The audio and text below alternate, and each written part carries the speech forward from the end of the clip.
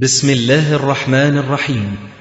تسجيلات السلف الصالح للصوتيات والمرئيات والبرمجيات تقدم هذا الإصدار لفضيلة الشيخ الدكتور محمد إسماعيل. الدرس السادس. إن الحمد لله نحمده ونستعينه ونستغفره ونعوذ بالله من شرور أنفسنا ومن سيئات أعمالنا، من يهده الله فهو المهتد ومن يضلل فلا هادي له، وأشهد أن لا إله إلا الله وحده لا شريك له، وأشهد أن محمدا عبده ورسوله.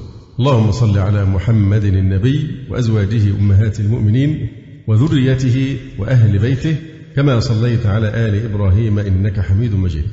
أما بعد، فكان الحلم ولا يزال من التجارب الإنسانية التي حظيت باهتمام بليغ في حياة البشر، إذ للحلم آثاره وانطباعاته في نفس الحالم، فقد تلقى صديقا أو قريبا فتراه حزينا كئيبا، فتسبر غور نفسه لتعرف سر كآبته وحزنه، فتعجب أشد العجب عندما تعلم أن سبب ذلك رؤيا مرعبة أو منذرة بخطر سيداهمه، وقد تجده فرحا منشرح الصدر باسم الثغر، وما ذلك إلا لأنه رأى رؤية مفرحة أو مبشرة بوقوع حدث سار قادم.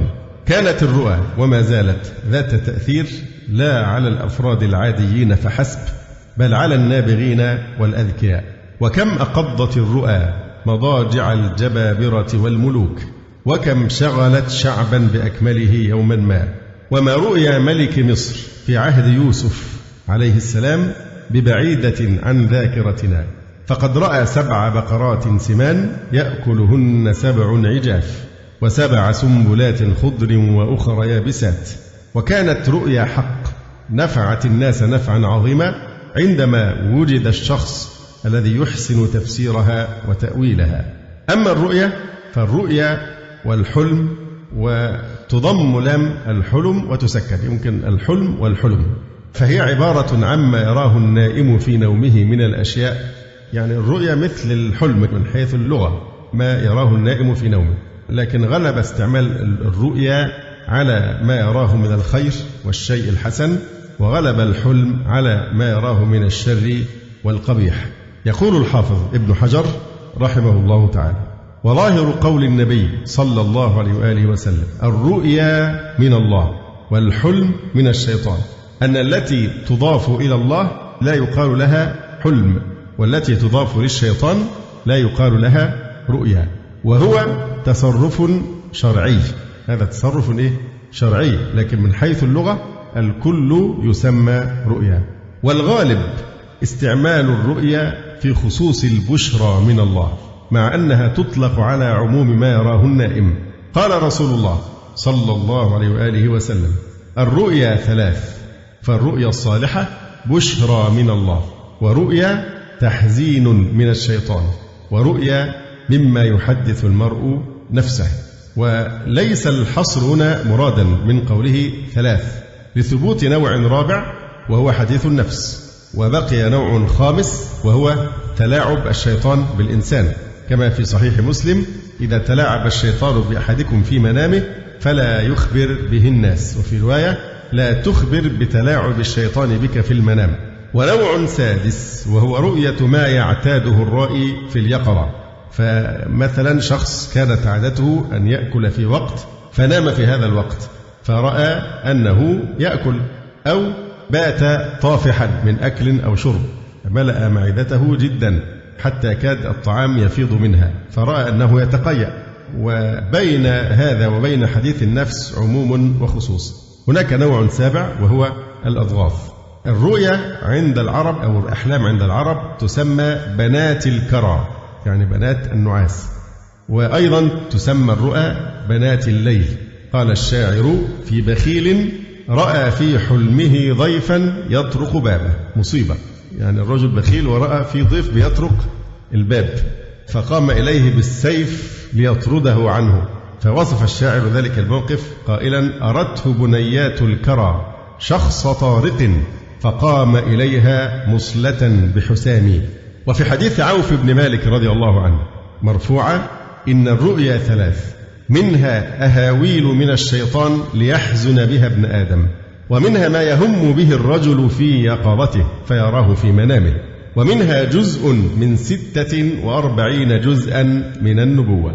الحقيقة أن موضوع الرؤى موضوع ثري وموضوع خطير، وكأي موضوع آخر قابل للغلو وقابل للجفاء، فالحق فيه بين إفراط وتفريط أو بين غلو وجفاء، حتى في داخل الملتزمين، لأن أيضا الملتزمون عندهم استعداد للغلو في بعض الأشياء، حتى يكاد الإنسان كل حياته تسير بالرؤى، كل قراراته تتخذ عن طريق الرؤى، والإنسان لا يستطيع أن يميز كما سيرى هل هي رؤيا أم حديث نفس أم أضغاث أحلام أم كذا أم كذا كما سنذكر. لكن ممن اشتطوا في أمر الرؤى المدرسة النفسية المادية، وبالذات مدرسة سيغموند فرويد الطبيب النفساني المشهور.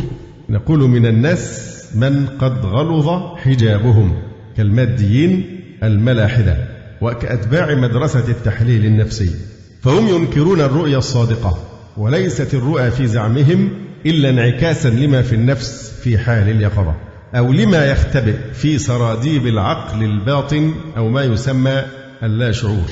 وطبعا عبارة اللا شعور عبارة غير دقيقة من الناحية اللغوية ومن حيث التركيب، لأنه لا يصح أن نعرف بأل نكرة منفية. ما ينفعش نقول اللا شعور أو مثلا اللا معقول إلى آخر هذه التعبيرات الغريبة، لكن التعبير المقبول في مثل هذا هو مكنون النفس أو العقل الباطن. عند فرويد تعتبر الأحلام نافذة يطل منها على العقل الباطن، فيعرف الكثير عن هذه المنطقة المستترة والهامة والمؤثرة في حياة الشخص. فهذه المدرسة الفرويدية تعطي الأحلام، كل الأحلام، أهمية مطلقة باعتبارها كما يقولون الطريق الملكي إلى العقل الباطن، حتى إن بعضهم يقول: أخبرني بأحلامك وشخص مشكلتك. وبعض المحللين النفسيين الكبار يقول أنه يمكن إجراء عملية التحليل النفسي الكامل لشخص ما من خلال الاقتصار فقط على معرفة أحلامه. فهذه المدرسة تنظر لموضوع الأحلام أنه فعلا بوابة الملكية لهذا العقل الباطن أو هذا المكنون النفس. استقر رأي فرويد على أن النوم يتميز بقلة تعرض الشخص للمؤثرات الخارجية. هو طبعا ما يقدرش يقول ابتعاد الشخص عن المؤثرات الخارجية، يعني عملية النوم دي عملية دي آية من آيات الله سبحانه وتعالى. يعني النوم مش حالة سكون كما يتخيل الناس، النوم دي فترة الصيانة، زي أي طائرة مثلا أو قطار أو كذا بيروح الجراج بعد اشتغاله فترة معينة بيتعمل له صيانة، فالنوم أصلا هو صيانة لهذا الجسم ولهذا الكائن. وأيضا النوم ليست عملية سلبية، لكن له وظائف مهمة جدا في حياة الكائن البشري. فالإنسان لا ينفصل تماما عن المؤثرات الخارجية، بالعكس ممكن إنسان وهو نايم بيدخل في جزء من أحلامه الأصوات التي قد يسمعها. يعني ممكن باب بيطرق مثلا أو جرس تليفون وهو في نفس المنام يكون الصوت ده جزء من منامه، يعني في تفاعل بين المؤثرات الخارجية وإن كان قليلا، لكن المؤثرات الخارجية داخلة أيضا تتدخل في الأحلام أحيانا. في هذا الجو الهادئ تنشط الصراعات الداخلية اللاشعورية والرغبات غير المقبولة في الحياة العادية، حيث تجد هذه الأشياء مجالا أكبر أثناء النوم لعملها. ولكن هذه الأشياء لا تظهر في الحلم بصورتها الفجة حتى لا تزعج الضمير وتوقظه، وبالتالي تقطع نوم الشخص، وإنما تأخذ أشكالا رمزية حتى تفرغ شحنة اللاشعور دون إزعاج للجهاز النفسي. بعبارة أخرى، الأحلام عند فرويد هي الطريق الملكي الموصل للاشعور، فالحلم رغبة، وكل الأحلام قسم واحد ناتج عن الرغبات المكبوتة في النفس، والتي تختبئ أثناء النهار في العقل الباطن واللاوعي، حتى إذا نام الإنسان وخفت الرقابة انطلقت هذه الرغبات من العقل الباطن واللاوعي لتظهر في تلك الأحلام. فرويد قصر الأحلام على حديث النفس، يعني فرويد باختصار لا يعترف في الأحلام إلا بأضغاث الأحلام فقط، لأنه لا يعترف بالرؤية أنها من الله لأنه كان ملحدا وليس فقط يهوديا، ولا يعترف بالشيطان لأن الشيطان غيب وهم لا يؤمنون بالغيب. فباقي قسم واحد وهو أحاديث النفس. الأحلام عند فرويد ليست تعبيرا عن كل الرغبات عند الإنسان، فقط عن رغبة واحدة وهي الشهوة فقط لا غير. جميع ما يراه الإنسان في منامته عند هذه المدرسة هو رمز من الرموز التي تشير إلى هذه الشهوة. ففرويد قصر الأحلام على حديث النفس مع بعض المؤثرات الخارجية على الشخص أثناء النوم، وألغى أي احتمال لاتصال النفس بعالم الغيب تمشيا مع إلحاده، وفسر ملاحظاته على مرضاه تفسيرا لفظيا فلسفيا لا يدعمه دليل ولا برهان. ولذلك لا يستحيي أصحاب مدرسة التحليل النفسي من أن يوصف في المجال العلمي، توصف يعني أفكارهم بالأفكار التي لا تنبني على دليل. فبالعكس لما نضع بعض أفكار فرويد مبنية على إيه؟ أساطير اليونان زي عقدة إلكترا وعقدة إديب، وكل الكلام هذا عبارة عن أساطير خرافية وثنية من وثنيات اليونان، ومع ذلك يقبلون أن هذا علم ومحترم وكذا وكذا. زي الإسلام أي حكم شرعي يخالف أهواءهم يقولون هذا تمييز ضد المرأة، وفرويد كل أفكاره تجاه المرأة فيها تمييز سافر وفيها احتقار شديد للمرأة كما هو معلوم. فلم يملك فرويد أدلة موضوعية لا على إثبات ما أثبته ولا على إنكار ما أنكره، لكنه أفلح في أن يوهم من يقرأ له أنه أمام حقائق لا مجرد فروض ونظريات، مع أنها مجرد آراء شخصية غير موضوعية وقابلة للنقاش.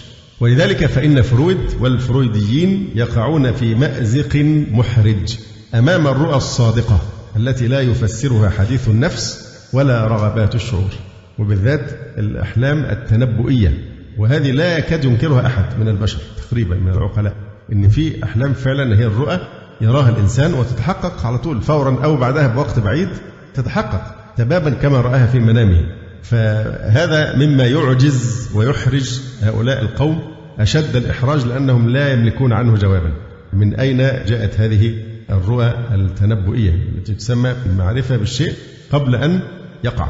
إن الماديين الملحدين يزعمون أن القول بأن هناك رؤى تأتي من الغيب أو من إله أو من شيطان إنما هو من الخرافات البالية التي ينبغي طرحها باعتبارها موروثات شعبية كالخرافات والأساطير.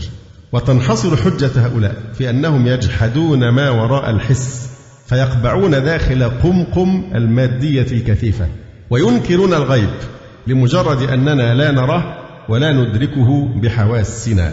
فزعم فرويد أن الحلم ما هو إلا تعبير عن رغبة شهوانية مكبوتة، وبناء على ذلك يفسر جميع بلا استثناء جميع الأحلام التي يراها أي إنسان لا تفسر إلا في ضوء هذا. والإنسان له رغبات يعني كثيرة خلاف الشهوة، وبالتالي قد تأتي الأحلام مواكبة لرغبات أخرى، لكن هو يقصر فقط على جانب الشهوة. حتى إن من تلامذته وأتباعه من حاولوا أن يضيفوا شيئا بجانب يعني هذه الرغبة، على حد تعبير قال رفدهم، يعني طردهم من مدرسته لما حاولوا أن يراجعوه في هذه الفكرة. المؤمن مثلا الذي يشعر بالخوف من الله سبحانه وتعالى دائما فيرى في منامه صورا من العذاب أو من النعيم، لا يمكن أن يكون سببها الشهوة، وإنما الخوف من الله أو الطمع في رحمته عز وجل. أحلام الخوف والرعب التي يراها الجندي وسط المعارك لا يمكن تفسيرها أيضا بهذه الشهوة، لأنه يمكن أن تكون هناك دوافع أخرى. الشعور بالعداء أو الكراهية أو الغضب أو السيطرة أو نحو ذلك، هذه أيضا دوافع أخرى لا يعتبرها فرويد. أيضا نظرية تفسير الأحلام عند فرويد، وهي عمود من أعمدة نظريته، تركز على نوع واحد من أنواع المنامات فقط، الأحلام، وهي في الإسلام لا تكون إلا من الشيطان، ولم يتحدث عن الرؤيا وهي لا تكون إلا من الله، كما أنه لم يتحدث عن الأحلام التنبؤية. رصد الإمام المازري المتوفى سنة 36 و500 أقوال من سبقوا فرويد إلى شبيه هذا الكلام من معاصريه. فقال الإمام المازري رحمه الله: كثر كلام الناس في حقيقة الرؤيا، وقال فيها غير الإسلاميين أقاويل كثيرة منكرة، لأنهم حاولوا الوقوف على حقائق لا تدرك بالعقل ولا يقوم عليها برهان، وهم لا يصدقون بالسمع بالنقل، فاضطربت أقوالهم. إن قطع النفس عن عالم الروح وعن الغيب وعن الصلة بخالقها عز وجل يضيق الرؤية أمامنا في موضوع الرؤية، ويحرمنا فرصة الفهم العميق والإدراك الصحيح الدقيق. كثير من الناس اليوم يبادرون بالتكذيب بالرؤى والأحلام، ويزعمون أن الرؤى المنامية ليست إلا انعكاسات لما يجول في فكر الإنسان في حال يقظته وما يختزن في فكره الباطن، فإذا ما استسلم للرقاد وطاف في أودية الكرى فإن عقله الباطن يعمل، فيحقق المرء في نومه ما لم يستطع تحقيقه في عالم اليقظة. ونحن لا ننكر أن قسما كبيرا من الرؤى ليس إلا انعكاسات لأحاديث النفس وخواطرها التي تمر في اليقظة، ولكننا نرفض رفضا قاطعا أن تكون جميع الرؤى كذلك. إن هذا تحكم يعلم كذبه كل من تفكر في رؤاه التي مرت به أو التي سمع الناس يروونها ويحدثون بها عن أنفسهم. كيف نفسر رؤيا امرأة رأت وليدها يسقط من سطح منزل وفي الصباح يخرج فلا يعود لأن سيارة داهمته وأودت بحياته؟ وكيف نفسر رؤيا رجل يرى نفسه وقد سافر إلى بلد وسكن منزلا معينا رأى في المنام معالمه فلا تمضي شهور حتى يكون في ذلك المنزل الذي رآه في منامه؟ وكيف نفسر رؤيا رجل رأى أنه سافر وتعطلت سيارته على صورة ما وينسى الرؤيا ولا يذكرها إلا حينما يرى المشهد الذي رآه في المنام حقيقة ماثلة؟ إن محمد أسد كان كاتبا يهوديا ثم اعتنق الإسلام، حدث في كتابه الطريق إلى مكة عن رؤيا رآها قبل إسلامه وقام من منامه وسجلها، وقد تحققت فيما بعد على الرغم من طولها وكثرة أحداثها. إذن ليس كل الرؤى انعكاسات لأحاديث النفس وخواطرها وهواجسها، بل الأمر أعمق من ذلك. والإنسان ليس بمطيق بعقله وفكره أن يصل إلى أعماق نفسه، ففي النفس الإنسانية مجاهيل يعجز الإنسان عن الإحاطة بها على الرغم من أنها أقرب الأمور إليه. والرؤى لها علاقة بالنفوس الإنسانية وفيها جانب غيبي لا يخضع للعلم المادي المبني على النظر والتأمل والبحث المادي. أما القول الفصل أو المنهج الوسط في شأن الرؤيا بعيدا عن الغلو والجفاء وعن الإفراط والتفريط، فإن الله سبحانه وتعالى قال: ألا إن أولياء الله لا خوف عليهم ولا هم يحزنون الذين آمنوا وكانوا يتقون لهم البشرى في الحياة الدنيا وفي الآخرة لا تبديل لكلمات الله ذلك هو الفوز العظيم. وعن عبادة بن الصامت رضي الله عنه قال: سألت رسول الله صلى الله عليه وسلم عن قوله لهم البشرى في الحياة الدنيا، فقال صلى الله عليه وسلم: هي الرؤيا الصالحة يراها المؤمن أو ترى له. هذا المقصود بالإيه؟ لهم البشرى. فهذه الآية نص في إيه؟ في الرؤيا. لهم البشرى أي رؤيا الصالحة يراها المؤمن أو ترى له. وعن ابن عباس رضي الله عنهما قال: كشف رسول الله صلى الله عليه وسلم الستر ورأسه معصوب في مرضه الذي مات فيه، فقال: اللهم هل بلغت 3 مرات. إنه لم يبق من مبشرات النبوة إلا الرؤيا يراها العبد الصالح أو ترى له. إنه لم يبق من مبشرات النبوة إلا الرؤيا يراها العبد الصالح أو ترى له. وعن أنس بن مالك رضي الله عنه قال: قال رسول الله صلى الله عليه وسلم: إن الرسالة والنبوة قد انقطعت فلا رسول بعدي ولا نبي. قال: فشق ذلك على الناس، فقال: لكن المبشرات يعني باقية. قالوا: يا رسول الله وما المبشرات؟ قال: رؤيا المسلم وهي جزء من أجزاء النبوة. وعن أبي هريرة رضي الله عنه أن رسول الله صلى الله عليه وسلم قال: الرؤيا الصالحة جزء من 46 جزءا من النبوة. وقد أغنانا رسول الله صلى الله عليه وسلم عن إتعاب النفس في هذا الموضوع، وقال لنا فيه كلمة الحق، وهي الكلمة الفصل التي لا نحتاج معها إلى غيرها، لأنها تمثل الحقيقة. وتفسر الأمر تفسيرا يدرك الإنسان صدقه عندما ينظر إلى رؤاه ورؤى الناس في ضوء ما أخبر به المصطفى صلى الله عليه وآله وسلم.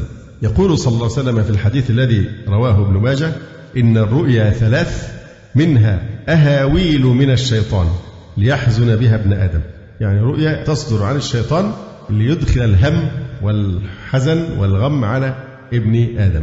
إن الرؤيا 3 منها أهاويل من الشيطان ليحزن بها ابن آدم، ومنها ما يهم به الرجل في يقظته فيراه في منامه، ومنها جزء من 46 جزءا من النبوة. وفي الحديث الآخر عند الترمذي: الرؤيا 3 الحسنة بشرى من الله، والرؤيا يحدث الرجل بها نفسه، والرؤيا تحزين من الشيطان. إذن قرر النبي صلى الله عليه وآله وسلم في الرؤيا أنها 3. الأول حديث النفس، وهي التي سماها العلماء الماديون بالانعكاسات النفسية، وهي خواطر النفس وتطلعاتها التي تصبو إلى تحقيقها في واقع الحياة فتراها في المنام، إذ تحلم بممارسة أمور لم تستطع تحقيقها في واقع الحياة. النوع الثاني من الرؤى التي أخبر بها الرسول صلى الله عليه وسلم هي الرؤيا التي يسببها الشيطان، فإنه قد يمثل للإنسان في منامه رؤيا مفزعة تبلبل خواطره وترهق نفسه وتجعله يجول في عوالم بعيدة حذرا متخوفا. وفي الحديث: الرؤيا الصالحة من الله والحلم من الشيطان، فإذا رأى أحدكم ما يحب فلا يحدث به إلا من يحب، وإذا رأى ما يكره فليتعوذ بالله من شرها وشر الشيطان، وليتفل 3 ولا يحدث بها أحدا فإنها لا تضره. وهذا متفق عليه. وقد جاء رجل إلى رسول الله صلى الله عليه وسلم فقال: رأيت في المنام كأن رأسي قد قطع. قال: فضحك النبي صلى الله عليه وسلم وقال: إذا لعب الشيطان بأحدكم في منامه فلا يحدث به الناس. وهذا رواه مسلم. والشيطان لديه القدرة على الوسوسة في صدور الناس من شر الوسواس الخناس الذي يوسوس في صدور الناس. وفي الحديث: إن الشيطان يجري من ابن آدم مجرى الدم، فلديه القدرة على أن يمثل للنفس في منامها أمورا تفزعها وتحزنها.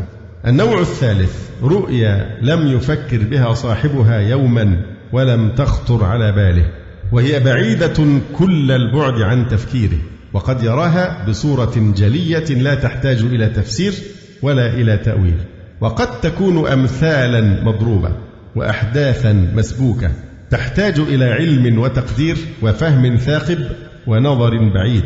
وما كل من رزق علما رزق فهما بتأويل الأحلام والرؤى. وهذا النوع من الرؤى هو البقية الباقية من حقيقة النبوة، فالوحي قد انقطع والنبوة قد ختمت، ولم يبق إلا هذه الرؤى وهي المبشرات التي قال فيها صلى الله عليه وسلم: لم يبق من النبوة إلا المبشرات. قالوا: وما المبشرات؟ قال: الرؤيا الصالحة. وفي رواية: يراها الرجل المسلم أو ترى له. وقال صلى الله عليه وسلم: الرؤيا الصالحة جزء من 46 جزءا من النبوة. إذا كانت الرؤيا من الرسول والأنبياء فهي حق لا تكذب، يعني رؤيا الأنبياء جميعا هي وحي من الله سبحانه وتعالى. أحد صور الوحي إلى الأنبياء عليهم السلام الرؤيا. ولذلك بادر خليل الرحمن إبراهيم عليه السلام إلى ذبح ولده إسماعيل عندما رأى في المنام أنه يذبحه، وما ذلك إلا لأن رؤياه وحي. أما غير الأنبياء فقد تقع له الرؤيا الحق وتكون دلائل الصدق عليها بينة، إلا أننا لا نستطيع أن نجزم بأنها رؤيا حق إلا إذا تحققت على النحو الذي رآه صاحبه في منامه. نتوقف قليلا عند معنى كون الرؤيا جزءا من النبوة. معنى كون الرؤيا الصالحة أو الصادقة جزءا من أجزاء النبوة أنها شابهت النبوة أو شاركتها في الصلاح والإخبار عن أمر غيبي مستقبل. ولا يفهم من هذا أن رؤيا الكافر إذا كانت صادقة كرؤيا الملك عزيز مصر التي فسرها له يوسف عليه السلام، وكذلك رؤيا صاحبيه في السجن أنها تكون من أجزاء النبوة، فإن أكثر الروايات جاءت مقيدة بالمسلم أو المؤمن، يعني رؤيا المؤمن جزء من 46 جزءا من النبوة، أو الرؤيا الصالحة يراها العبد الصالح أو ترى له. فمعظم الروايات جاءت مقيدة بإيه؟ بأنها رؤيا المؤمن أو رؤيا المسلم أو الصالح. السؤال الآن: هل كل من صدق في حديثه يكون ذلك جزء من أجزاء النبوة، أو يكون ذلك دليلا على صلاحه واستقامته؟ ألا يخبر الكهان أحيانا بأشياء يكونون صادقين فيها وإن كانوا يخلطون بها 100 كذبة، لكن مجرد الصدق لا يعني أنه يكون جزء من النبوة. يقول القرطبي: والرؤيا لا تكون من أجزاء النبوة إلا إذا وقعت من مسلم صادق صالح، وهو الذي يناسب حاله حال النبي صلى الله عليه وسلم، فأكرم بنوع مما أكرم به الأنبياء، وهو الاطلاع على شيء من علم الغيب، كما قال النبي صلى الله عليه وسلم: إنه لم يبق من مبشرات النبوة إلا الرؤيا الصادقة في النوم يراها الرجل الصالح أو ترى له.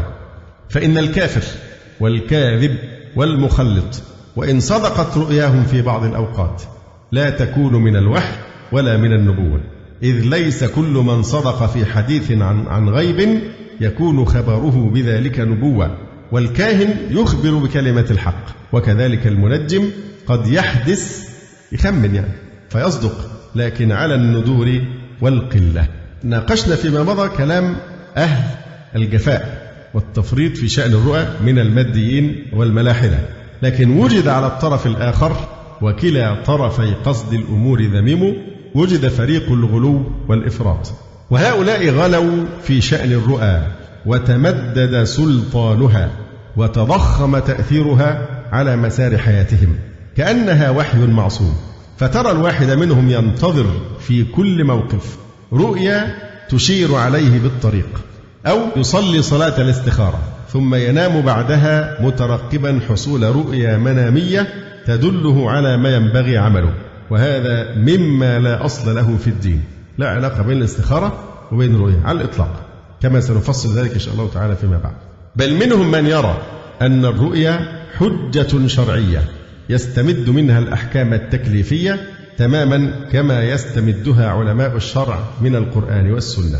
تضايق ناس من وجود حاكم من الحكام، وأصبحوا يتحدثون عن أمراضه وقرب وفاته، حديث نفس حاجة شغلاهم فبتطلع في المنامات، فكثرت المنامات إنه قرب يموت، والأكيد العيد اللي جاي ده مش هيصلي مع المسلمين، فإذا بكثير منهم يرى في المنام أنه سيموت في شهر كذا أو قبل شهر كذا، ثم يؤولها لهم واحد ممن هو على شاكلتهم، فيجزمون أنه لا يصلي العيد مع المسلمين، ويؤكدون بأن هذه الرؤى تواطأت، وأنه لا يمكن تكذيبها أو جحدها، ولا يمكن التشكيك في حصولها.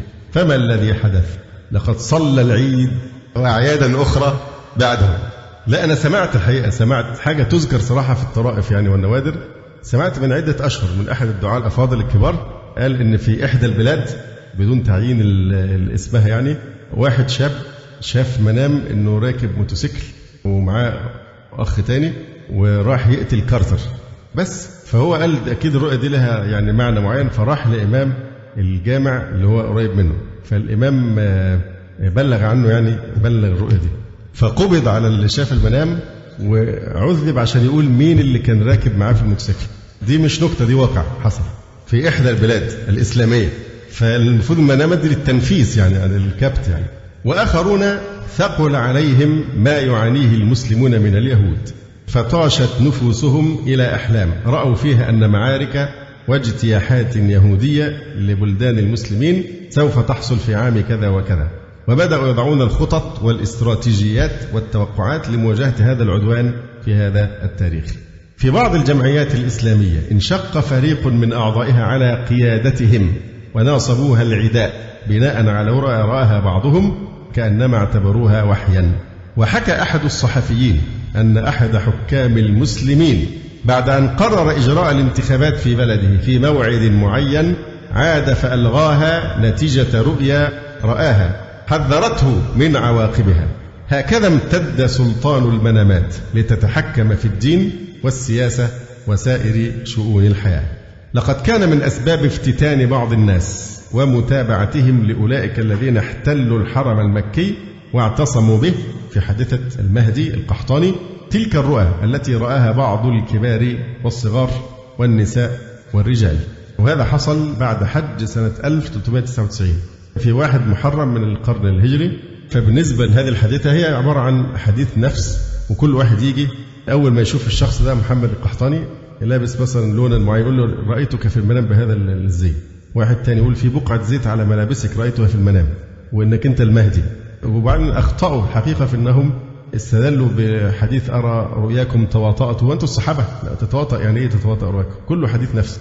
إحنا قلنا أن الرؤيا ما يستطيعش أحد أبدا أن يقطع أنها رؤيا من الله إلا بعد ما تقع. قبل ذلك يرد عليها جميع الاحتمالات، إما من الشيطان وإما رؤيا وإما حديث نفس. فبالتالي لا ينبغي أن يكون للرؤيا هذا السلطان على نفوس الناس.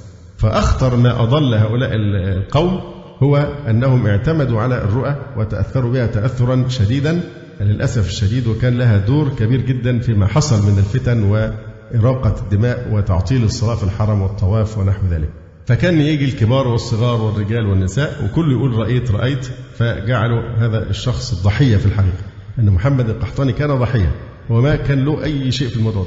كان دائما يقول لهم أنا ماليش دعوة، أنا كاره لهذا الأمر وأنا رافضه. فيقولوا ده الدليل أنك أنت المهدي، لأن المهدي سيكون كارها.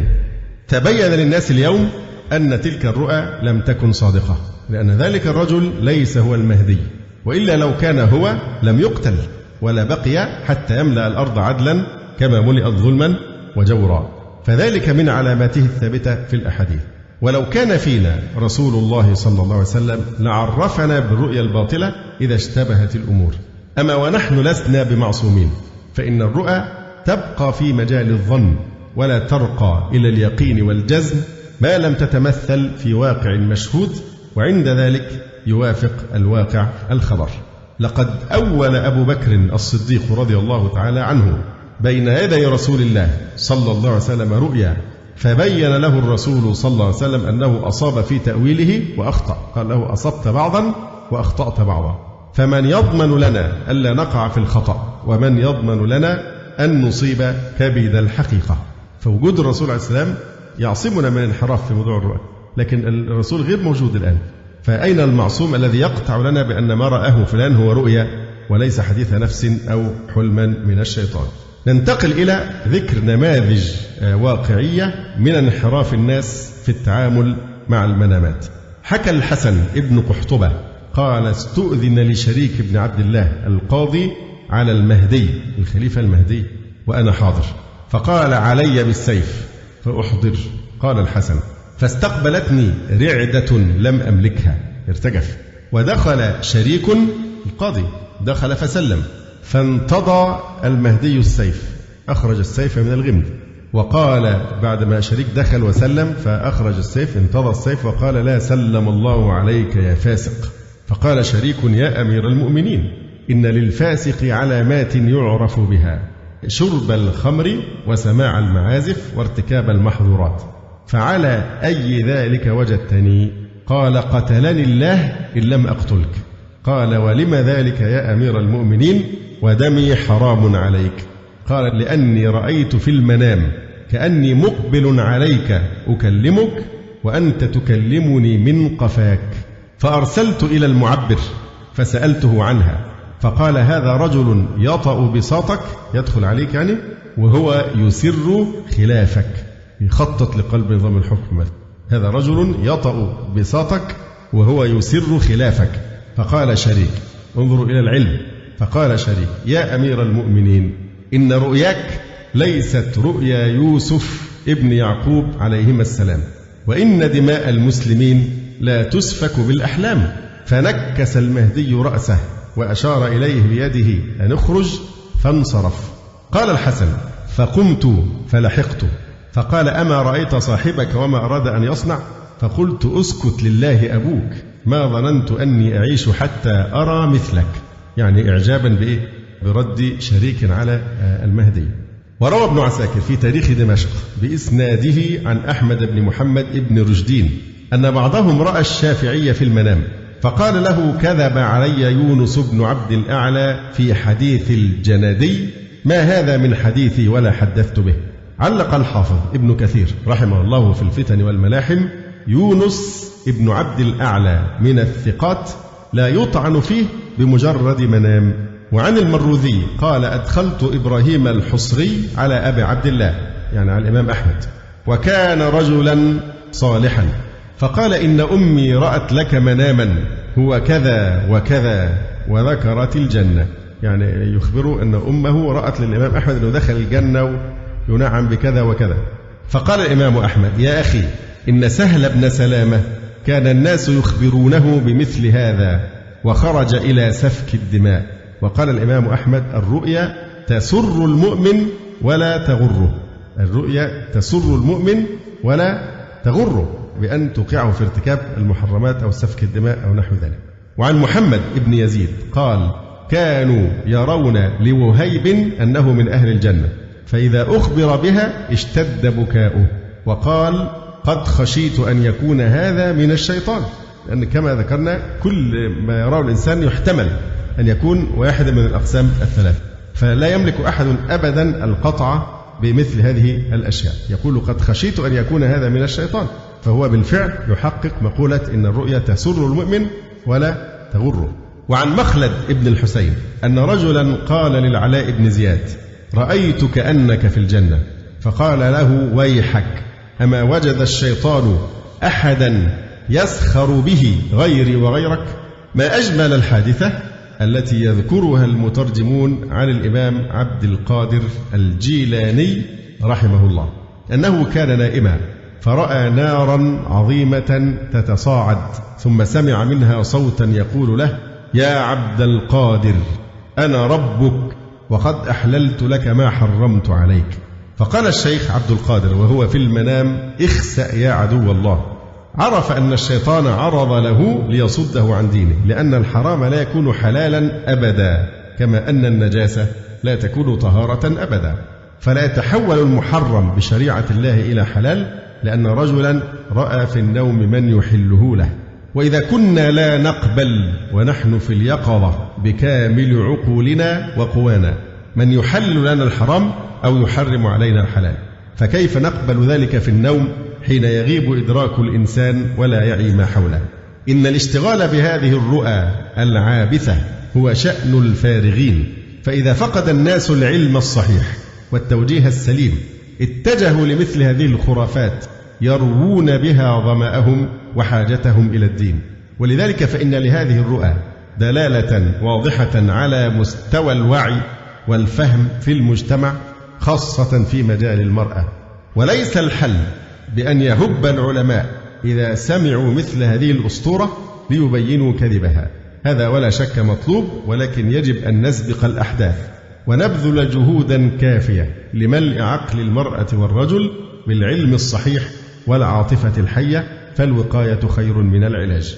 ولعل من الملاحظ أن بعض القصاص الوعاظ يسردون كثيرا من الأحلام في أحاديثهم في الترغيب والترهيب، وربما كان هذا المنهج منهج المبالغة في ذكر الرؤى ناتجا عن قلة العلم بالنصوص الشرعية، لأنه عنده علم بالآيات وبالأحاديث وبعلم الشرع هيتكلم به بدل ما يلجأ لحكاية المنامات ويبقى خطبة كاملة مبنية على منامات. إن هذا ينتج عن قلة العلم بالنصوص الشرعية وعن فراغ فكري وعاطفي لدى هذا المتحدث.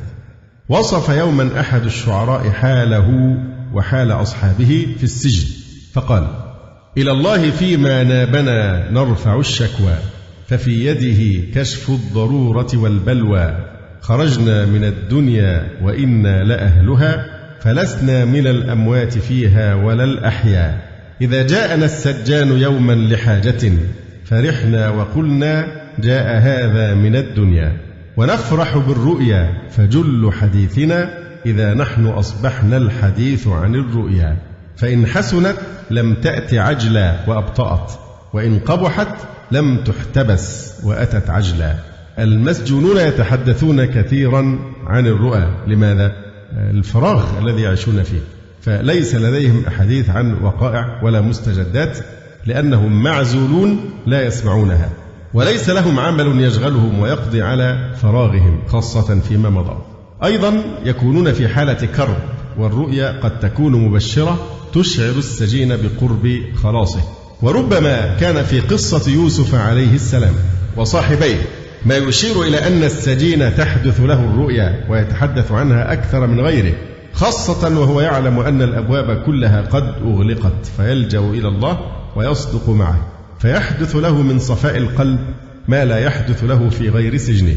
على الداعية أن يقتصد في ذكر الرؤى والأحلام، فلا يجعلها لحمة وعظه وسداه، ولا يقيمها مقام الأدلة الشرعية.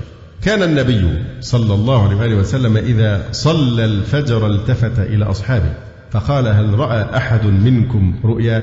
لكنه صلى الله عليه وسلم حدد فائدة الرؤيا بالتبشير، وطبعا التحذير في معنى التبشير. أما التشريع فلا تشريع في يقظة ولا منام بعد موته عليه الصلاة والسلام. وليس كل ما يراه الإنسان في المنام رؤيا، بل هناك الحلم وهو من الشيطان، وقد نهى النبي صلى الله عليه وسلم أن يخبر الإنسان بتلاعب الشيطان به في المنام. فعن جابر رضي الله عنه قال: أتى النبي صلى الله عليه وسلم رجل وهو يخطب فقال: يا رسول الله، رأيت فيما يرى النائم البارحة كأن عنقي ضربت فسقط رأسي فأتبعته فأخذته ثم أعدته مكانه. فقال رسول الله صلى الله عليه وسلم: إذا لعب الشيطان بأحدكم في منامه فلا يحدثن به الناس. وهذا رواه مسلم. هناك حديث النفس، فإذا شغل أمر من الأمور بال الإنسان تراءى له في المنام، وقد يكون ما يراه بسبب اعتلال المزاج واختلاله أو الشبع أو الجوع أو غيرهما. يمكن في مثل بيقول إن الجائع يحلم بالخبز، ففي ارتباط حتى بين حالة المزاج والمعدة ونحو ذلك. وكان أحد الروائيين المشهورين يأكل أكلة ثقيلة ثم ينام، فإذا استيقظ دون ما رأى على شكل رواية أو قصة يتداولها الناس ويتعجبون من خيال هذا الكاتب. بل إن أقوى قصص الرعب في العالم فرانكشتاين ودكتور جيكل ومستر هايد ثم دراكيولا مصاص الدماء، كل هذه الروايات المرعبة جاءت إثر أحلام رآها كاتبوها كما يعترفون بذلك. فاختلال المزاج أو كان يتعمد يأكل أكلة ثقيلة وهو نايم بيجيله الإيه بهذه الأفكار يعني. فالناس تقول يعني ما أوسع خيال هذا الكاتب يعني. إذن يجدر بنا ألا نتساهل في حكاية الروايات الواهية والموضوعة والمشكوك فيها. فلان رأى وفلانة رأت، رأى رجل صالح فيما يرى النائم، ورأت امرأة صالحة كذا وكذا، ما يدرينا نحن عن صلاحه أو صلاحها. قد يكون الإنسان ظاهره الصلاح لكن فيه غفلة الصالحين فيحدث بكل ما يسمع. وقد قال صلى الله عليه وسلم: كفى بالمرء كذبا أن يحدث بكل ما يسمع. فالموضوع يعني الاستدلال بالرؤى ينبغي أن يكون كالملح بالنسبة للطعام، إن زاد ضر وإن نقص ضر. لكن لابد أن نراعي أن المنامات لا يترتب عليها حلال ولا حرام ولا تشريع، وألا تكون مشتملة على تهويل أو مبالغة يأباها العقل السليم، وألا يربط إيمان الناس بها، بل يوجهون إلى الكتاب والسنة. وأن الرؤيا لا تعد أن تكون مبشرة أو منذرة، ولا يتسرع الإنسان في توثيق أمور لم يطلع عليها بنفسه، ولا يبالغ في حسن الظن بمحدثه. عن ابن عباس رضي الله عنهما قال: قال رسول الله صلى الله عليه وسلم: من تحلم بحلم لم يره كلف أن يعقد بين شعيرتين ولن يفعل. هل يستطيع إنسان يجيب حبتي شعير ويفتلهم زي الخيط؟ فهذا نوع من التعذيب له. الذي يكذب ويدعي أنه رأى وهو ما رأى، فهو يعذب حتى يفعل ذلك ولا يمكنه فعله فيدوم عذابه. قال المنووي رحمه الله تعالى: وإنما شدد الوعيد على ذلك، اللي هو إنسان يكذب ويدعي أنه رأى في شيء في المنام ولم يره، مع أن الكذب في اليقظة قد يكون أشد مفسدة منه، إذ قد يكون شهادة في قتل أو حد. لأن الكذب في النوم كذب على الله تعالى، لأن الرؤيا جزء من النبوة، وما كان من أجزائها فهو منه تعالى، والكذب على الخالق أقبح منه على المخلوق. فهذا هو السبب في وجود هذا الوعيد الشديد في الكذب وادعاء أنه رأى وهو لم يرى في الحقيقة. وقال صلى الله عليه وسلم: من أفرى الفرى أن يري عينه ما لم ترى. جاء عربي إلى قان وهو ابن جنكيز خان ملك التتار، وقال له: رأيت في النوم أباك جنكيز خان فقال لي: قل لابني قان يقتل المسلمين. وكان قان يميل إلى المسلمين مخالفا لأهل بيته، فسأل الرجل اللي بيدعي أن أبوه بعت له رسالة معاه بقى عن طريق المنام، يعني أنك أنت تذبح أو تقتل المسلمين. فسأل الرجل: هل تعرف اللغة المغولية اللي هي لغة أبيه؟ فقال: لا. فقال الملك له: أنت كاذب، لأن أبي ما كان يعرف من اللغات ودرس غير المغولية. فأمر بضرب عنقه. ندلف إلى فصل مهم جدا يعكس لنا خطورة التساهل في موضوع المنامات والغلو فيها، وهو أن كثيرا من المنامات كانت في خدمة البدع والضلالات. فهذا ابن عربي الصوفي الضال يقول: إني رأيت رسول الله صلى الله عليه وسلم في مبشرة، أي في رؤيا، أريتها في العشر الأواخر من المحرم سنة 27 و600 بمحروسة دمشق، وبيده كتاب، فقال لي: هذا كتاب فصوص الحكم، خذه واخرج به إلى الناس ينتفعون به. فقلت: السمع والطاعة لله ورسوله وأولي الأمر منا. مثل هذا الذي يدعي أن الرسول عليه السلام هو الذي أعطاه كتاب فصوص الحكم وقال له: اخرج به إلى الناس. كيف نصدق أن رسول الله صلى الله عليه وسلم يقر كتاب فصوص الحكم المليء بالضلالات كعقيدة الوحدة والاتحاد، وهو يزعم في هذا الكتاب صحة إيمان فرعون وصحة عبادة قوم نوح عليه السلام، ويقول إن الذين عبدوا العجل ما عبدوا غير الله، وغير ذلك من طاماته المخالفة لأصل الدين. ولذلك قال فيه الإمام ولي الدين أبو زرعة رحمه الله، أبو زرعة العراقي رحمه الله، قال: لا شك في اشتمال الفصوص المشهورة عنه كتاب الفصوص على الكفر الصريح الذي لا شك فيه، وكذلك فتوحاته المكية، فإن صح صدور ذلك عنه واستمر إلى وفاته فهو كافر مخلد في النار بلا شك، يعني إن مات على هذا الكفر الموجود في هذين الكتابين. وقال فيه الذهبي في كتاب الفصوص فصوص الحكم: إن كان لا كفر فيه فما في الدنيا كفر. أيضا ابن الفارض زعم أنه رأى رسول الله صلى الله عليه وسلم في المنام، فسأله النبي عن قصيدته التائية الكبرى بما سماها، فأجابه ابن الفارض بأنه سماها لوائح الجنان وروائح الجنان، فقال له النبي صلى الله عليه وسلم: لا، بل سمها نظم السلوك. ومن هنا كان الاسم عنوانا على هذه القصيدة اشتهرت به. أما ابن الفارض فيقول فيه العلامة بدر الدين حسين بن الأهدل: واعلم أن ابن الفارض من رؤوس أهل الاتحاد. وفي القصيدة المشار إليها يناجي ابن الفارض ربه مخاطبا إياه تعالى وتقدس بضمير المؤنث والعياذ بالله. قال البقاعي رحمه الله: قد صارت نسبة العلماء له أي ابن الفارض إلى الكفر متواترة تواترا معنويا. أما البوصيري صاحب البردة فيقول: كنت قد نظمت قصائد في مدح رسول الله صلى الله عليه وسلم، ثم اتفق بعد ذلك أن أصابني خلط فالج. الفالج هو الشلل يصيب أحد شقي الجسم طولا، شلل نصفي. ثم اتفق بعد ذلك أن أصابني خلط فالج أبطل نصفي، ففكرت في عمل قصيدتي هذه البردة فعملتها، واستشفعت بها إلى الله في أن يعافيني، وكررت إنشادها، وبكيت ودعوت وتوسلت ونمت، فرأيت النبي صلى الله عليه وسلم فمسح على وجهي بيده المباركة وألقى علي بردة، فانتبهت ووجدت في نهضة، فقمت وخرجت من بيتي ولم أكن أعلمت بذلك أحدا. فلقيني بعض الفقراء فقال لي: أتريد أن تعلمني القصيدة التي مدحت بها رسول الله صلى الله عليه وسلم؟ فقلت: أيها؟ قال: التي أنشأتها في مرضك، وذكر أولها، وقال: والله لقد سمعتها البارحة وهي تنشد بين يدي رسول الله صلى الله عليه وسلم، فرأيت رسول الله صلى الله عليه وسلم يتمايل وأعجبته، زي الحديث المكذوب أن الرسول عليه السلام تواجد عند سماع أبيات حتى سقطت البردة عن منكبيه وقال: ليس بكريم من لم يتواجد عند ذكر المحبوب. وهذا الحديث كذب بإجماع العارفين بسيرة النبي صلى الله عليه وسلم وأحواله.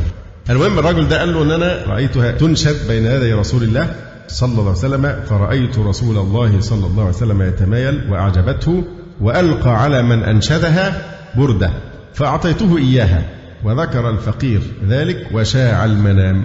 كيف يقر رسول الله صلى الله عليه وسلم هذه القصيدة وفيها طامات وغلو وابتداع وانحراف عن هدي النبي صلى الله عليه وآله وسلم مما يأباه رسول الله، وقد نهى أمته عن إطرائه بالغلو في مدحه. لا تطروني كما أطرت النصارى ابن مريم. لذلك هو البوصيري نفسه قال إيه؟ دع ما ادعته النصارى في نبيهم وانطق بما شئت مدحا فيه واحتكمي. حمل الحديث انك بس ما تقولش ان هو ابن الله او ثالث ثلاثه، وبعد كده قول كل اللي انت عايزه. فاهم الحديث انه ايه؟ يعني الحديث بيقول إيه؟ لا تطروني كما أطرت النصارى ابن مريم، فإنما أنا عبد فقولوا عبد الله ورسوله.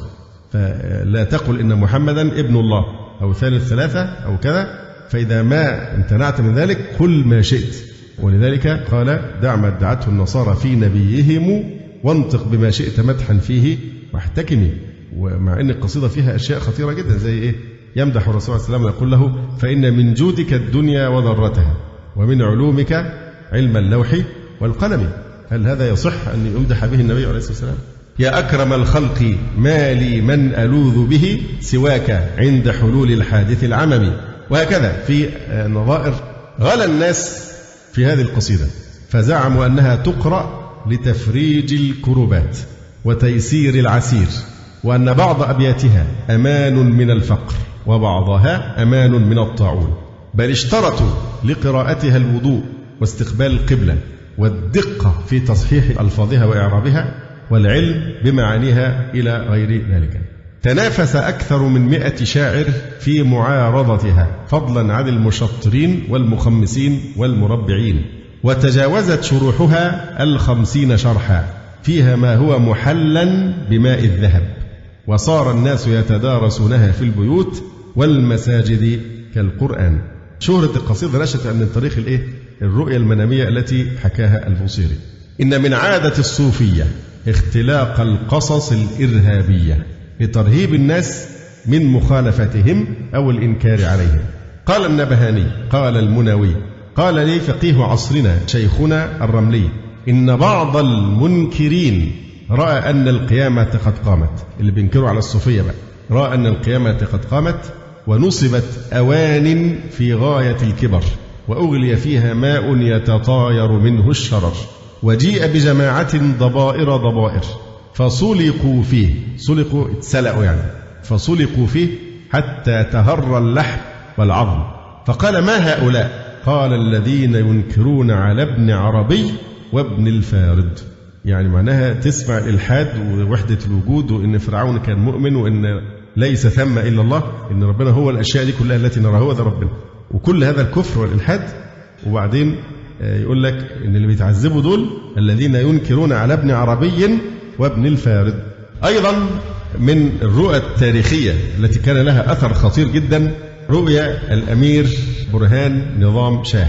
هذا الأمير تشيع وبالغ في ذلك حتى إنه أمر الناس أن يسبوا الخلفاء الثلاثة رضي الله تعالى عنهم في المساجد والأسواق والشوارع، وجعل الأرزاق السنية للسابين من خزانته، من ماله الشخصي يعطي الهبات لمن يسب الصحابة رضي الله تعالى عنهم والخلفاء الثلاثة. وقتل وأسر خلقا كثيرا من أهل السنة والجماعة. وسبب ذلك على ما ذكره محمد قاسم الشيعي البيجابوري في تاريخه. السبب في هذه القصة إيه؟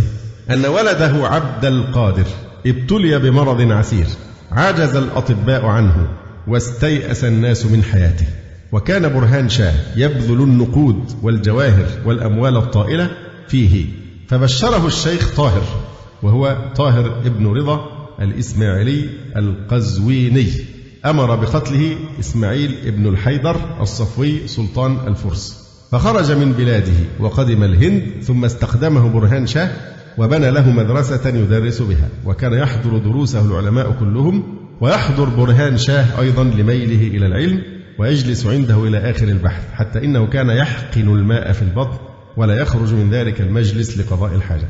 المهم أن الشيخ طاهر هذا بشره ذات يوم بشفاء ابنه، وعهد إليه أن يخطب للأئمة في الجمع والأعياد ويروج مذهبهم في بلاده، فعاهده برهان شاه.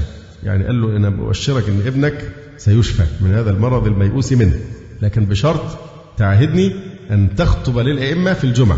الأئمة مين بقى؟ 12 أئمة الرافضة، وفي الجمع والأعياد، وتروج المذهب في بلادك، مذهب الرافضي. فعاهده برهان شاه. ورأى في تلك الليلة برهان شاه الأمير نفسه، رأى في تلك الليلة كأن رجلا يقدم عليه، و6 رجال معه في جانبه الأيمن، و6 كذلك في جانبه الأيسر، والمجموع كام؟ 6 زائد 6 12 إمام. وقيل له: إن القادم هو سيدنا محمد رسول الله صلى الله عليه وسلم، ومعه الأئمة من أهل البيت. فسلم عليه برهان شاه، فقال له الرجل القادم: إن الله سبحانه قد شفى ولدك، فعليك أن تجتهد فيما أشار إليه ولدي طاهر. ثم انتبه برهان شاه من نومه، فرأى أن ولده قد شفاه الله سبحانه في تلك الليلة، فتلقن من الطاهر مذهب الإمامية من الولاء والبراء، وتشيع أهل بيته وخدمه نحو 3000، وصار الطاهر مقضي الأمر في ترويج مذهبه بأرض الدكن في الهند، بسبب رؤية شيطانية. طبعا دي أكيد رؤية شيطانية. أيضا هناك قصة عصا العيدروس، وهي قصة منام لوح به الشيخ عبد القادر العيدروس في كتابه تعريف الأحياء بفضائل الإحياء، ورفعها كعصا يهدد بها كل من ينكر على أبي حامد الغزالي وعلى إحيائه، حيث قال: وذكر اليافعي أن أبا الحسن ابن حرزهم الفقيه المشهور المغربي كان بالغ في الإنكار على كتاب إحياء علوم الدين، وكان مطاعا مسموع الكلمة، فأمر بجمع ما ظفر به من نسخ الإحياء، وهم بإحراقها في الجامع يوم الجمعة. فرأى ليلة تلك الجمعة، يعني هو كان ناوي يوم الجمعة بالنهار يحرقها، فالليلة السابقة لها ليلة الجمعة رأى تلك الليلة كأنه دخل الجامع، فإذا هو بالنبي صلى الله عليه وسلم في المسجد، ومعه أبو بكر وعمر رضي الله عنهما، والإمام الغزالي قائم بين يدي النبي صلى الله عليه وسلم. فلما أقبل ابن حرزهم قال الغزالي: هذا خصمي يا رسول الله، فإن كان الأمر كما زعم تبت إلى الله، وإن كان شيئا حصل من بركتك واتباع سنتك فخذ لي من خصمي. ثم ناول النبي صلى الله عليه وسلم كتاب الإحياء، فتصفح النبي صلى الله عليه وسلم ورقة من أوله إلى آخره، ثم قال: والله إن هذا لشيء حسن. ثم ناوله الصديق رضي الله عنه فنظر فيه فاستجاده، ثم قال: نعم والذي بعثك بالحق إنه لشيء حسن. ثم ناوله الفاروق عمر رضي الله عنه فنظر فيه وأثنى عليه كما قال الصديق. فأمر النبي صلى الله عليه وسلم بتجريد الفقيه علي بن حرزهم عن القميص، يعني يكشف ظهره، وأن يضرب ويحد حد المفتري، فجرد وضرب. فلما ضرب 5 أسواط تشفع فيه الصديق رضي الله عنه وقال: يا رسول الله، لعله ظن فيه خلاف سنتك فأخطأ في ظنه. فرضي الإمام الغزالي وقبل شفاعة الصديق. ثم استيقظ ابن حرزهم وأثر السياط في ظهره، وأعلم أصحابه، وتاب إلى الله عن إنكاره على الإمام الغزالي واستغفر، ولكنه بقي مدة طويلة متألما من أثر السياط. هذا الحلم مما يقطع ببطلانه وكذبه، وذلك لما تضمنه الإحياء من الضلالات والطامات. وهذا الكتاب هو الذي يقول فيه الإمام أبو بكر الطرطشي رحمه الله تعالى: شحن أبو حامد الإحياء بالكذب على رسول الله صلى الله عليه وسلم، فلا أعلم كتابا على بسيط الأرض أكثر كذبا منه. وطبعا ما نظن إطلاقا أن الإمام الغزالي غفر الله له يتعمد الكذب، فكما قال ابن الجوزي: نقول إنه أثبتها كما اقتراها لا أنه افتراها. يعني هو وضع الأحاديث الضعيفة والموضوعة والباطلة في الكتاب، لا نقول إنه افتراها، لأنه لا يمكن أن يظن به أنه يفعل هذا، أنه يكذب على الرسول عليه السلام أو يضع الأحاديث إطلاقا، لكنه أثبتها كما اخترأها، رآها في الكتب وكان يقول عن نفسه إن بضاعتي في الحديث مزجاة. واقرأ يعني تخريج الحافظ العراقي سترى مدى صدق هذه العبارة عن الإمام الطرطوشي. شحن أبو حامد الإحياء بالكذب على رسول الله صلى الله عليه وسلم، فلا أعلم كتابا على بسيط الأرض أكثر كذبا منه. ولذلك أفتى علماء الدولة المرابطية بتحريقه.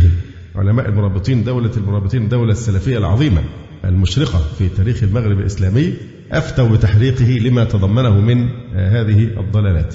وسبق أن درسنا موضوع الغزالي بالتفصيل في محاضرات بعنوان رحلة الإمام العائد.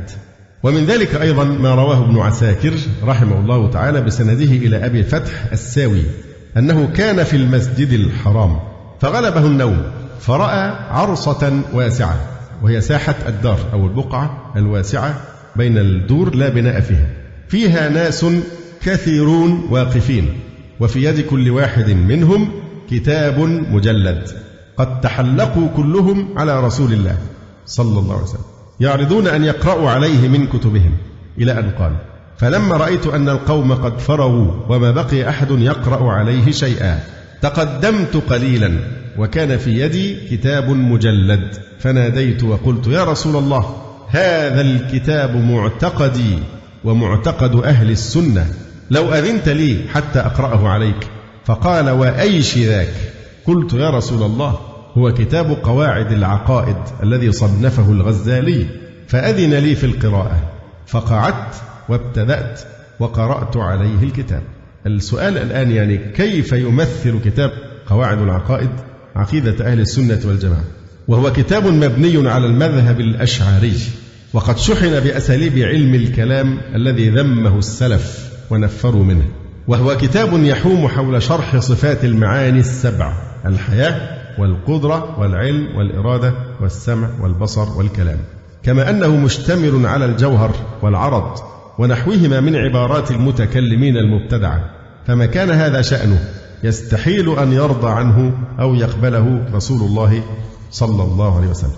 أيضا من تأثير المنامات أو الغلو في تأثير المنامات في خدمة البدع والضلالات أضرحة المنامات والمزارات المزورات، فإنه توجد في كثير من بلاد العالم الإسلامي مقابر وهمية يزعم أنها مقابر لأولياء صالحين، ويرجع الفضل في بنائها إلى رؤى منامية، إذ يكفي عند القوم أن يدعي مدعي أنه رأى رؤيا تكلفه ببناء قبر أو قبة فوق المكان الفلاني ليصبح مزارا لأحد الأولياء. ومن أشهر أضرحة الرؤيا مشهد السيدة رقية بنت رسول الله صلى الله عليه وسلم بالقاهرة، أقامته زوجة الخليفة العبيدي الآمر بأحكام الله، فهذا ضريح مزور، ضريح رؤيا، منام يجي لهم في المنام الشيطان ويقول له ابني في المكان الفلاني ضريح لرقية بنت رسول الله بهذه البساطة كده، وتأتي الأجيال تلو الأجيال حتى يحصل ما يحصل.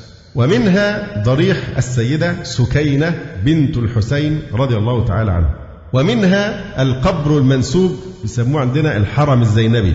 فمن أضرحة المنامات كل السند على أن فلانة مدفونة فيه، إن جت منام وقال ابن هنا قبر على فلانة.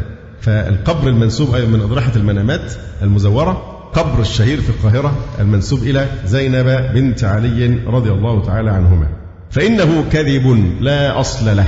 ويقال إن موضعه كان ساقية، فلما رأى صاحبها أنها لا تغل له مع التعب إلا اليسير زعم للناس أنه رأى زينب في المنام تأمره أن يقيم لها قبة في هذا المكان فأقامها، وعانه العوام، ثم كان سادنا لها فجاءته الأموال الكثيرة. ولم يكن قبر النبي شيث معروفا قبل القرن 11 للهجرة، حيث رأى أحد ولاة الموصل في ذلك القرن مناما يدل على موضع القبر، فبنى الضريح ثم بني عليه جامع كبير. وكان الناس يؤمون ضريحا في شرق الجزائر ويتبركون بأعتابه، ثم اكتشفوا أن هذا القبر كان لراهب نصراني، ولم يصدق الناس ذلك حتى عثروا على الصليب في القبر. وفي اللاذقية حضرة يقال إنها مدفن الفرس التي كان يركبها الولي المغربي لا تزال حتى اليوم تزار وتبخر، واللي مدفون إيه؟ يعني جنازة حرة والميت فرس. وقال شيخ الإسلام ابن تيمية رحمه الله تعالى: حدثني بعض أصحابنا أنه ظهر بشاطئ الفرات رجلان، وكان أحدهما قد اتخذ قبرا تجبى إليه أموال ممن يزوره وينذر له من الضلال، فعمد الآخر إلى قبر وزعم أنه رأى في المنام أنه قبر عبد الرحمن بن عوف، وجعل فيه من أنواع الطيب ما ظهرت له رائحة عظيمة. ويقول شيخ الإسلام ابن تيمية رحمه الله: وغالب ما يستند إليه الواحد من هؤلاء أن يدعي أنه رأى مناما، أو أنه وجد بذلك القبر علامة تدل على صلاح ساكنه، إما رائحة طيبة، وإما توهم خرق عادة ونحو ذلك، وإما حكاية عن بعض الناس أنه كان يعظم ذلك القبر. فأما المنامات فكثير منها بل أكثرها كذب، وقد عرفنا في زماننا بمصر والشام والعراق. طبعا من أشهر المنامات الأضرحة المزورة ضريح الحسين في القاهرة. الحسين ما ثبت إطلاقا بأي دليل أن الرأس الشريف دفن في القاهرة. هذا كلام تعرضنا له من قبل في قصة مين؟ الشعراني، لما دعا أحد مشايخ معه ليزور قبر الحسين، فقال له: ما أنت عارف أن الموضوع يعني ما فيش أي دليل الحسين مدفون هنا، وده العلماء بيقولوا أن القبر وهمي. قالوا: نزوره بالنية. وقصة عجيبة جدا سوف نسردها فيما بعد إن شاء الله. المهم هو راح أحزاره، فأول ما دخل حصلت له إغفاء ونام كده، وشاف الرسول صلى الله عليه وسلم داخل وبيقول: يا رسول الله، هذا الشيخ فلان الفلاني والشيخ عبد الوهاب الشعراني أتى ليزور ابنك الحسين. فقال: تقبل الله منهما. فالشعراني بيقول: أنت بقى إيه من هنا ورايح تبدأ تزور قبر الحسين بإيه؟ بالنية، وبناء على هذا الكشف. أما كلام القرطبي أنه لا يصح هذا القبر، فقال هذا كان صحيحا في زمن القرطبي، يعني هو في زمن القرطبي الكلام ده صحيح، لكن بعد كده يعني مش صحيح. هنتكلم فيها إن شاء الله بالتفصيل. فأما المنامات فكثير منها بل أكثرها كذب، وقد عرفنا في زماننا بمصر والشام والعراق. بدليل أصل في كم قبر في العالم الإسلامي للحسين؟ كتير، في العراق وفي سوريا وفي مصر، في كل مكان بيدعي أن في قبر بتاع الحسين. يقول شيخ الإسلام: وقد عرفنا في زماننا بمصر والشام والعراق من يدعي أنه رأى منامات تتعلق ببعض البقاع أنه قبر نبي، أو أن فيه أثر نبي ونحو ذلك، ويكون كاذبا. وهذا الشيء منتشر، فرائي المنام غالبا ما يكون كاذبا، وبتقدير صدقه فقد يكون الذي أخبره بذلك شيطان.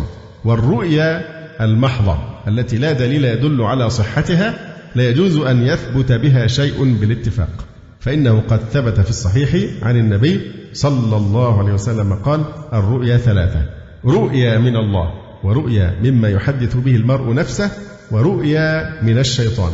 فإذا كان جنس الرؤيا تحته أنواع ثلاثة، فلا بد من تمييز كل نوع منها عن نوع. يعني أي رؤيا تحتمل أن تكون إيه؟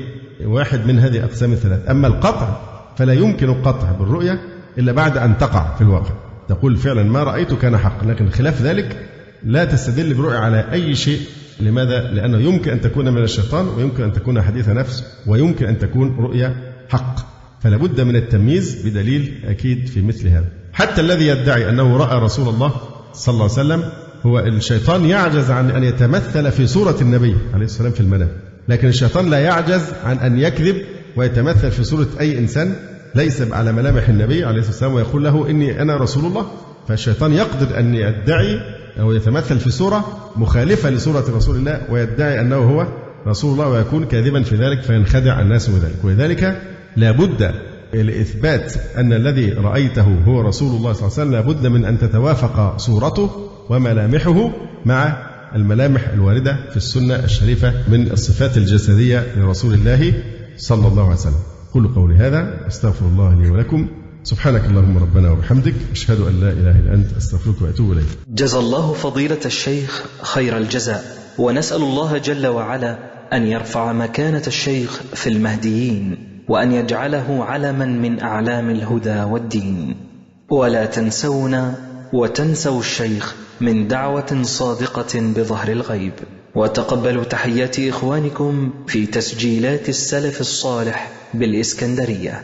هاتف رقم 03.494765 2، والتليفون محمول 010 16411980.